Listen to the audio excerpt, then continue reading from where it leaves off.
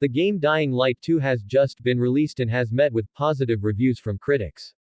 Therefore, we see a good and exciting game that has a lot of different details. From various weapons to hidden contents. In this video, we want to talk about the best game weapons that are great for close combat, and we also talked about how to get them. So stay with me. A crossbow. The only known way to get a crossbow in Dying Light 2 is through a Peacekeeper reward. Throughout Dying Light 2, you will need to choose between the Peacekeepers and the survivors when it comes to liberating structures. When you do this, you'll receive a reward from the side you chose. The first chance you'll get to do this is in the Water Tower quest, which is a handful of hours into the game. In general, Peacekeeper rewards have to do with weaponry and traps, and Survivor awards deal with parkour and traversal. While the Peacekeeper rewards are cool, they are usually situational, which means most players will likely choose to side with the survivors.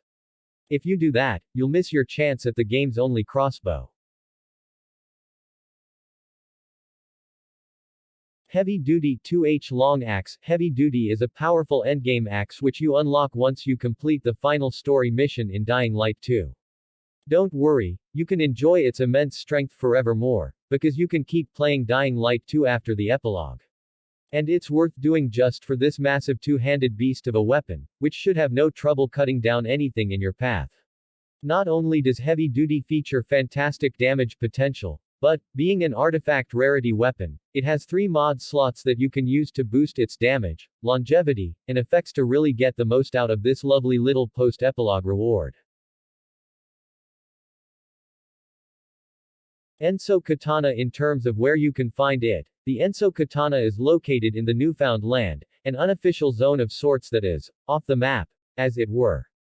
The area is mostly water and chemical waste, but it does offer lots of military airdrops and a few inhibitors.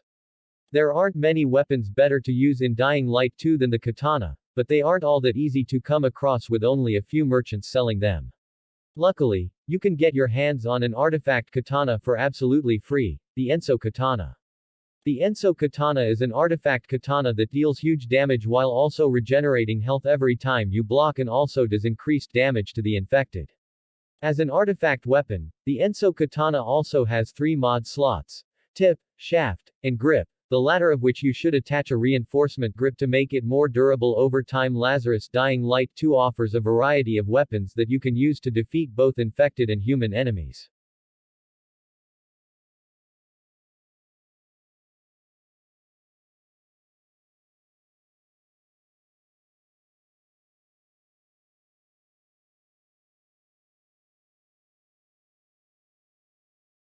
However, few the Lazarus have as many names as.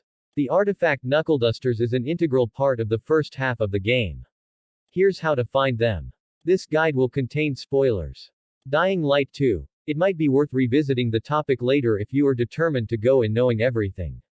There are many ways to get the Lazarus. However, this was what I did during my playthrough. This approach is only possible if you complete the main quest beyond the point where you leave Old Builder. I was a part of the Old Builder survivors and helped them defeat the Peacekeepers. This meant that Iter wasn't too happy when we encountered him in the tunnel. Shark Teeth. Dealing with the undead is best done through the Shark Teeth unique 1H machete. It comes with 3 sockets: tip socket, shaft socket, and charm socket. Shark Teeth provides plus 17% low health damage bonus and plus 20% damage during the day. Verbum. Verbum is a type of hammer and is the best blunt weapon you can get in the game. You don't get it as a mission reward, so there is no guarantee when you can get one. But be sure to look out for it, because if you do happen to get your hands on it, then you are sure to do a lot of damage. Paper Clip. Although the bow you get from Let's Waltz is functional, it's far from the strongest in the game. The next best bow in the game is the Paper Clip, and it can also be found in one of the game's story missions. You can find the paper clip during the mission, The Shoe. Lawan will ask you to go into her apartment and find a pair of shoes for her. When you get to her room and look in the shoebox, the paper clip bow can be found sitting on the shelf opposite her bed.